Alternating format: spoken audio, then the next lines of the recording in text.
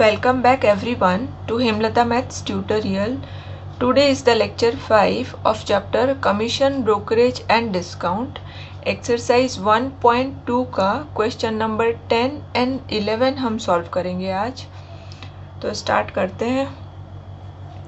A bill drawn on 5th June for 6 months was discounted at the rate of 5% per annum on 19th October. If the cash value of the bill is 43,500 rupees, find face value of the bill. तो यहाँ पर dates given है, rate भी given है, cash value given है, face value हमें find करना है. तो सबसे पहले गिवन इन्फॉर्मेशन हम लिख लेते हैं, फिर मैं आपको अच्छी तरह से कंसेप्ट के साथ एक्सप्लेन करूँगी जो आप एग्ज़ाम तक भूलोगे नहीं इसको. First is date of drawing. Date of drawing is 5th June. फिर आएगा पीरियड, वो है 6 मंथ्स. पीरियड के बाद डायरेक्ट आपको लिखना है nominal due date. Nominal due date 5th June plus 6 months, तो ये हो जाएगा date 5th of December. Then legal due date, nominal due date plus 3 days of grace, तो मिलेगा लीगल ड्यू डेट. तो 5 + 3 इज 8, तो 8 दिसंबर ये हो गया. अब रेट है 5%, तो rate is 5% per annum on 19th अक्टूबर. तो ये है डेट ऑफ डिस्काउंटिंग, है ना. Was discounted at the rate of 5% per annum on 19th अक्टूबर. इसका मतलब हुआ कि ये है date of discounting. Date of discounting is 19th October. Cash value means CV is rupees 43,500. फिर हमें फाइंड करना है face value. Face value means FV. तो यहाँ पे कैश वैल्यू और फेस वैल्यू का क्या कनेक्शन है, मैं आपको थोड़ा सा रिवाइज करके एक्सप्लेन कर देती हूँ. 3 टाइप्स के वैल्यूज़ होते हैं, present worth, face value and cash value. And difference between face value and cash value is banker's discount. Face value minus cash value is banker's discount. And bankers discount is interest on face value. तो ये हो गया FV into N into R upon 100. तो हम इस question में क्या करेंगे, FV को X ले लेंगे, तो ये आ जाएगा फेस वैल्यू X, और यहाँ पे भी X आ जाएगा. और CV का हमें गिवन है वैल्यू, R गिवन है, और N हम फाइंड कर सकते हैं number of days. N is the number of days from date of discounting to the legal due date. तो यहाँ पर date of discounting है 19th October and legal due date है 5th दिसंबर. तो ये डेट से लेके ये डेट तक कितने डेज होते हैं वो हम फाइंड करेंगे. फिर वो डेज को हम ईयर में कन्वर्ट कर देंगे, क्योंकि N हम ईयर में कैलकुलेट करते हैं. ठीक है ना. तो स्टार्ट करते हैं. सबसे पहले N हमें फाइंड करना होगा. N फाइंड करने के लिए अक्टूबर, नवंबर एंड दिसंबर, फिर टोटल डेज.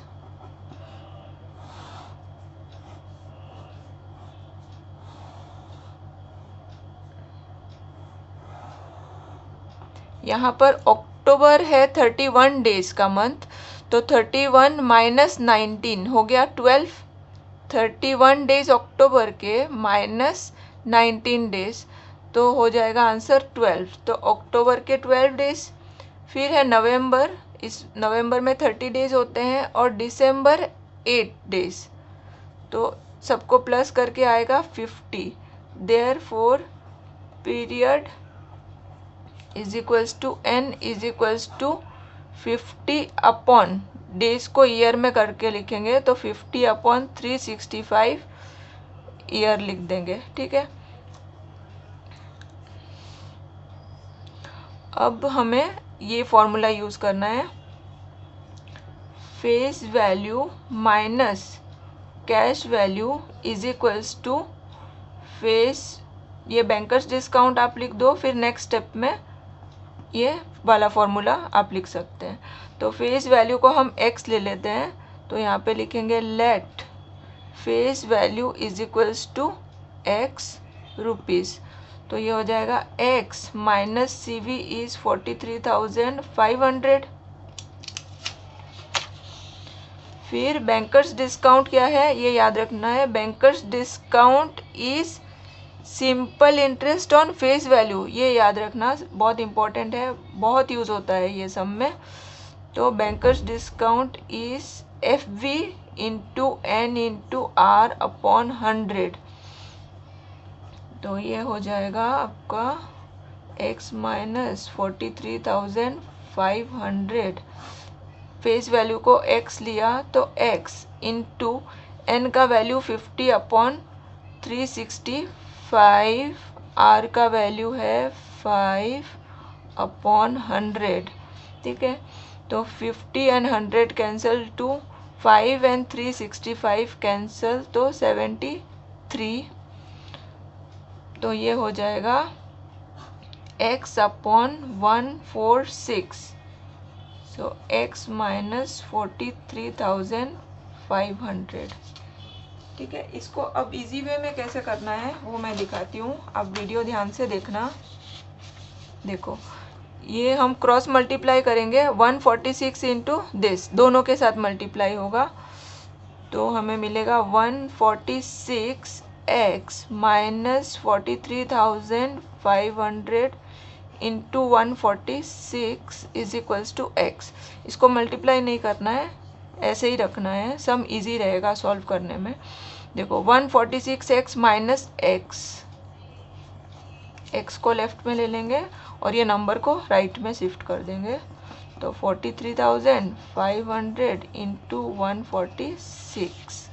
ठीक है ना, ये माइनस करेंगे तो आएगा 145x, और इसको एज इट इज़ रहने देंगे, ये बाद में कैंसिल हो जाएगा, ये इसके साथ है 145, तो ये 145 डिनोमिनेटर में आ जाएगा, फिर कैंसिल हो जाएगा न्यूमरेटर डिनोमिनेटर, 146 अपॉन 145, तो 145 435, ये 3 टाइम्स है इसका, तो 300, तो ये दोनों मल्टीप्लाई करके आएगा 438 और 2 0 इम्प्लाइज x इज दिस, और x हमने क्या लिया था, face value of the bill, तो हम लिखेंगे therefore face value of the bill is ₹43,800, है ना। अब देखिए 43,800 फेस वैल्यू है और कैश वैल्यू क्या था 43,500, ये था हमारा कैश वैल्यू। तो फेस वैल्यू जो है हमेशा कैश वैल्यू से ज़्यादा होता है, ये 800 है और ये है 500। ठीक है, तो आपका आंसर ये जो है ये करेक्ट है, और आपको इसका ट्रिक समझ में आ गया। जो गिवन है और जो फाइंड करना है उसके बीच में कौन सा फॉर्मूलाज बनता है वो हमें याद करना है, फिर हमें सम गिवन है वो लिख देना है, फिर हमें स्टार्ट करना है। ठीक है। Question number 11. A bill was drawn on 14th April for rupees 7,000. 14th April is the date of drawing. 7,000 is the face value and was discounted on 6th July at 5% per annum. So date of discounting is here 6th July. अप्रैल को bill बना 7,000 rupees का और discounting date कौन सा है 6th जुलाई और rate of interest charge is 5% per annum. The banker paid 6,930 for the bill. तो इसका मतलब हुआ ये है cash value of the bill जो बैंकर ने सेलर को पे किया. This is cash value of the bill. Find period of the bill means यहाँ पे हमें फाइंड करना है ये बिल कितने टाइम पीरियड के लिए बना था. ठीक है, तो इसमें सबसे पहले हम फेस वैल्यू और ये है कैश वैल्यू यहाँ से स्टार्ट करेंगे. पहले समराइज करके मैं एक्सप्लेन कर देती हूँ. फेस वैल्यू और कैश वैल्यू में क्या कनेक्शन है. Face value and cash value का एक फॉर्मूला है आपका. Face value minus cash value is banker's discount. हमको क्या करना है जो गिवन है उसमें कनेक्शन याद करना है, ढूंढना है कि क्या कनेक्शन है. तो face value minus cash value is banker's discount. तो 7,000 माइनस 6,930 कितना हो जाएगा 70 rupees is the bankers discount. फिर हमें याद करना है बैंकर्स डिस्काउंट किससे कनेक्टेड है. Banker's discount is the simple interest on face value. तो बैंकर्स डिस्काउंट का फॉर्मूला जो अभी हमने किया था वही फिर से यूज़ कर रहे हैं. Bankers discount is FB into N into R upon 100. अब इसमें इंटरेस्टिंग बात देखिए, BD हमारे पास है 70, FB है 7,000, R भी हमारे पास है 5, तो हमें N मिल जाएगा. और ये N क्या है. N is the number of days from date of discounting to the legal due date. यहाँ पे डेट ऑफ डिस्काउंटिंग है हमारे पास तो हमें इससे क्या मिलेगा N से लीगल ड्यू डेट मिल जाएगा. ठीक है, और लीगल ड्यू डेट मिल गया आपको. फिर legal due date minus 3 days करेंगे तो आपको मिलेगा नॉमिनल ड्यू डेट. ठीक है, फिर नॉमिनल ड्यू डेट और ये डेट ऑफ ड्राइंग के बीच का जो टाइम पीरियड है वो हो जाएगा आपका पीरियड ऑफ द बिल. ठीक है, तो स्टार्ट करते हैं इसको. सबसे पहले गिवन इंफॉर्मेशंस लिखेंगे. Date of drawing, date of drawing is 14th अप्रैल.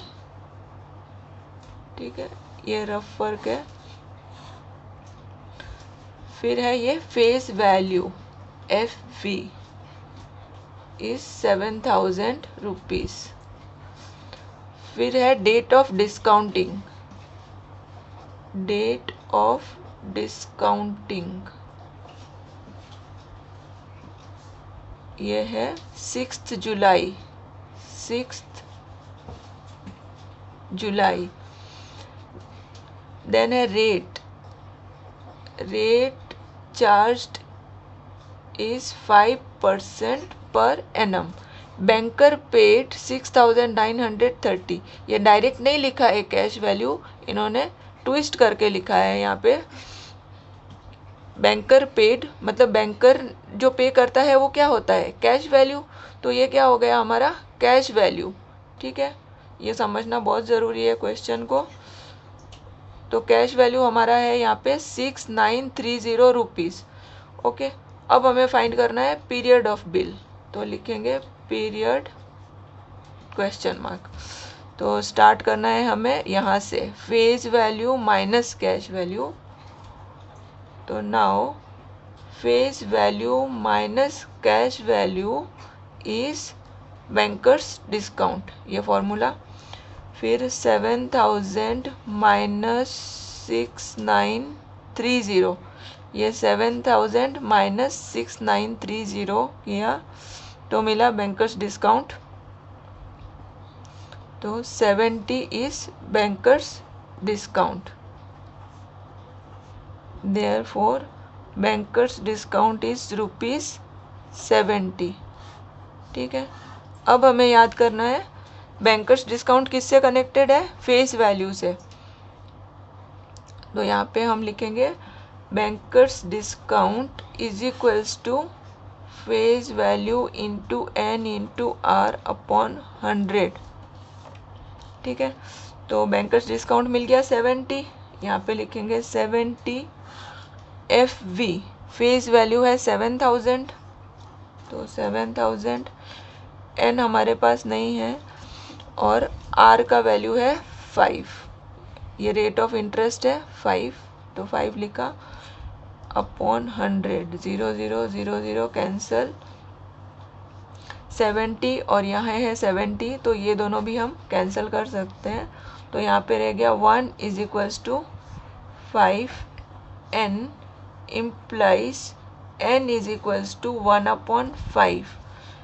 अब n जो है ये होता है ईयर में, इसको हमें डेज में कन्वर्ट करना होगा, तो हम लिखेंगे 1/5, 1 ईयर इज 365 डेज, तो हम लिखेंगे ईयर के जगह पे 365 डेज। ठीक है, ये दोनों कैंसिल करके आपका आ जाएगा 73 डेज। ठीक है, तो हम अब काउंटिंग करेंगे 73 days from date of discounting. n क्या है वो याद कर लीजिए, n मैं लिख देती हूँ, n is the number of days from date of discounting.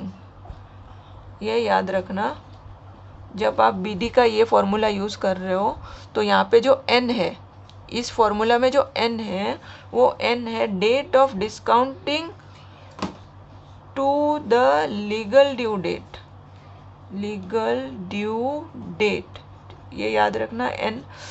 अच्छा, तो हम अब काउंटिंग स्टार्ट करते हैं। हमारा डेट ऑफ डिस्काउंटिंग है 6 जुलाई, तो जुलाई में जो रिमेनिंग डेज है वो आएंगे, जुलाई, फिर आएगा अगस्त, फिर आएगा सितंबर, बस 73 डेज है, तो 3 मंथ्स एनफ हो गए 73 डेज के लिए। ठीक है, तो ये हम कर लेते हैं यहाँ पे total.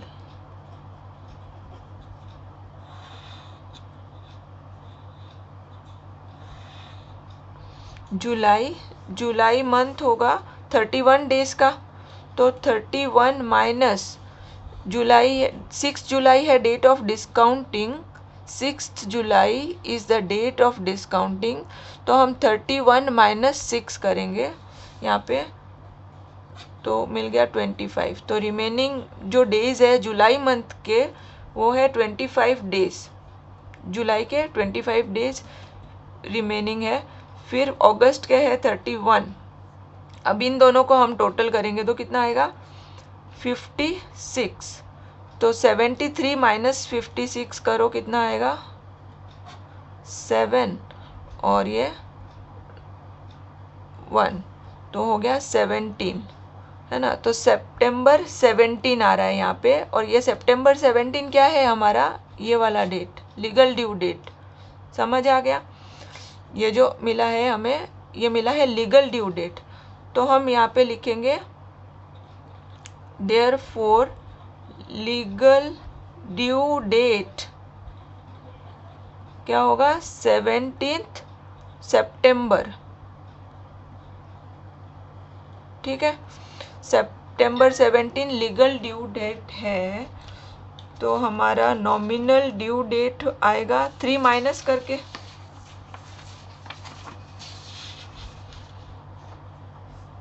therefore nominal due date 17 minus 3 करेंगे तो हो जाएगा 14 सितंबर। ठीक है, ये 14 सितंबर है नॉमिनल ड्यू डेट, और हमारा स्टार्टिंग में जो हमने लिखा था date of drawing the bill, ये था 14 अप्रैल, तो 14 अप्रैल से लेके 14 सितंबर तक कितने मंथ्स हो गए वो हमें काउंट करने हैं, तो हमें मिलेगा period of bill, therefore period of bill. तो अप्रैल मंथ है 4th मंथ, ईयर का 4th मंथ है और सितंबर मंथ है 9th month of the year, ठीक है। अप्रैल है 4th मंथ, अप्रैल है 4th मंथ और सितंबर है 9th month of the year. तो 9 माइनस 4 कितना हो गया, 5 मंथ्स। तो पीरियड ऑफ बिल जो है वो हो जाएगा 5 months. Okay, therefore period of bill is 5 months. Okay students, आपको अगर मेरा वीडियो अच्छा लगा हो तो like, subscribe, comment and share करना मत भूलना। Thanks for watching my video.